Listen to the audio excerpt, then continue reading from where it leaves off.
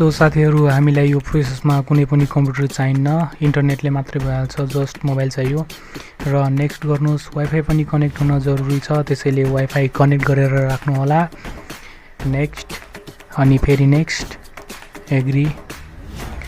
र केही chain weight गर्नुपर्छ यसले इन्फर्मेसन र अपडेट चेक गर्छ र इमेल भेरिफिकेसन भनिराछ हामीलाई इमेल थाहा छैन कसरी भेरिफिकेसन गर्ने सो हामीसँग अर्को आइडिया छ यो एफआरपी लक तोड्नको लागि त्यसैले हामी अर्को मेथडले गर्छौं यसमा क्लिक गर्नुस् र किबोर्डको तल छ सेटिङ त्यसलाई क्लिक गर्नु होला अब किबोर्डको सेटिङमा आइसकेपछि स्क्रोल गर्नु होला तलतिर र यहाँ छ हाम्रो टेक्स्ट सर्टकट भन्ने यसमा क्लिक गर्नु होला माथि छ एड लेखेको त्यसमा क्लिक गर्नु होला अनि र्यान्डम केही टेक्स्ट टाइप गर्नु होला यसमा र यसमा डबल क्लिक गरेर जी एसिस्ट लेख्यो होला यो गुगल एसिस्टेन्ट हो यसमा क्लिक गर्नु होला र केही छिनपछि हाम्रो गुगल एसिस्टेन्ट खुल्छ र गुगल एसिस्टेन्ट खोलिसकेपछि यसमा यसमा टाइप गर्नु होला क्रोम आइसकेपछि क्रोम एप्लिकेसन खोल्नु होला र यसको सर्च बक्समा टाइप गर्नु होला गुगल एकाउन्ट म्यानेजर टाइप गरेपछि त्यसलाई डाउनलोड गर्नु होला गुगल एकाउन्ट म्यानेजर आइसकेछ र यसलाई म गर्छु र हाम्रो वेबसाइट खुल्छ फर्स्ट लिंकमा छ है हाम्रो गुगल एकाउन्ट म्यानेजर 6.0.1 भन्ने र यसमा क्लिक गर्नु होला र क्लिक गरिसकेपछि हाम्रो गुगल एकाउन्ट म्यानेजरको वेबसाइट खुल्छ र तल जानु होला अझै तल र यहाँ छ डाउनलोड एपीके भनेको अब यसमा क्लिक गर्नु होला र यसले पर्मिसन माग्छ एलाउ गर्नु होला र यसले पर्मिसन मागेको छैन अहिले सायद माग्दैन पनि यो मोबाइलमा कहिलेकाहीँ माग्छ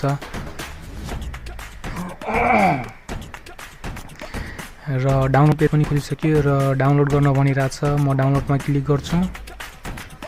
र डाउनलोडिङ पनि बनिसक्यो र डाउनलोड प्रोसेस पनि स्टार्ट भइसकेको छ अब केही छिनपछि डाउनलोड भइसक्छ अनि ओपन गर्नु होला यसलाई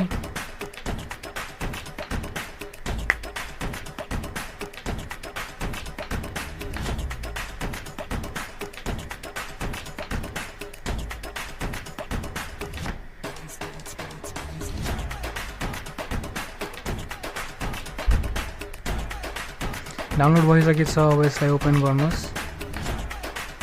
अब यो डाइरेक्टली फाइल म्यानेजरमा जान्छ र टपमा छ हामीले डाउनलोड गरेको र यसलाई क्लिक गर्नुस् र यसलाई इन्स्टल गर्नुस् क्लिक गरेर अब इन्स्टल ब्लक भनिरहेछ सेटिङमा जानुस् र अननोन सोर्सलाई अन गर्नुस् यदि अरु पनि एप्लिकेसन इन्स्टल गर्नु छ भनेपछि यसलाई अनटिक गरेर ओके गर्नुस् किनकि हामीलाई अर्को एप्लिकेसन पनि चाहिन्छ अब यसलाई इन्स्टल गर्नुस् र इन्स्टल भइसकेपछि डन गर्नुस् र फेरि ब्राउजरमा जानुस् र अब माथि टाइप गर्नुस् हामीलाई सही वेबसाइट चुन्न जरुरी छ त्यसैले हामी androidhost.org माको एफआरपी बाइपास एप्लिकेसन डाउनलोड गर्छौं त्यसैले एन्ड्रोइड होस्ट लेख्नुस् पहिला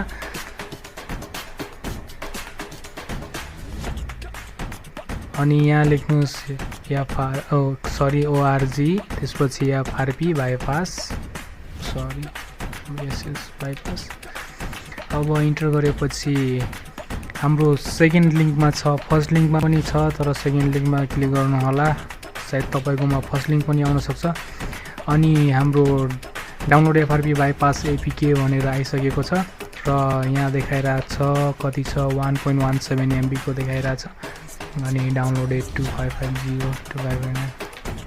अनि तल जानुस् यहाँ छ डाउनलोड अब डाउनलोडमा क्लिक गर्नुस् अब फेरि यो डाउनलोड गर्न भनिरहेछ फेरि अब ओके गर्नुस् र फेरि यो डाउनलोड प्रोसेस चालु भइसकेछ यो डाउनलोड भइसक्यो र यसलाई पनि ओपन गर्नुस् र यसलाई इन्स्टल गर्नुस् फेरि र ओपन गर्नुस् यसलाई र हाम्रो रिटाइप पासवर्ड भनिरहेछ पासवर्ड थाहा छैन हामीलाई कुनै पनि पासवर्ड कसले हाल्यो त थाहा छैन माथि 3 डटमा क्लिक गरेर ब्राउजर साइन इनमा क्लिक गर्नुस् र यसले रिडाइरेक्ट गरिदिन्छ हाम्रो मोबाइलको ब्राउजरमा क्रोम ब्राउजरमा होइन कि मोबाइलको ब्राउजरमा रिडाइरेक्ट गरिदिन्छ र यसमा हामी इमेल दबाउँ आफ्नो नयाँ इमेल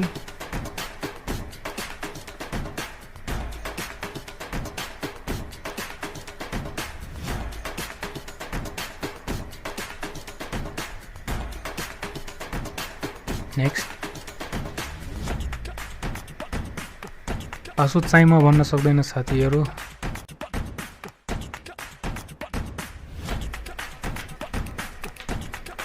अब गुगल साइन इन भइसकेको छ साइनिङ इन भनिरहेछ साइन इन भइसक्यो अब हामी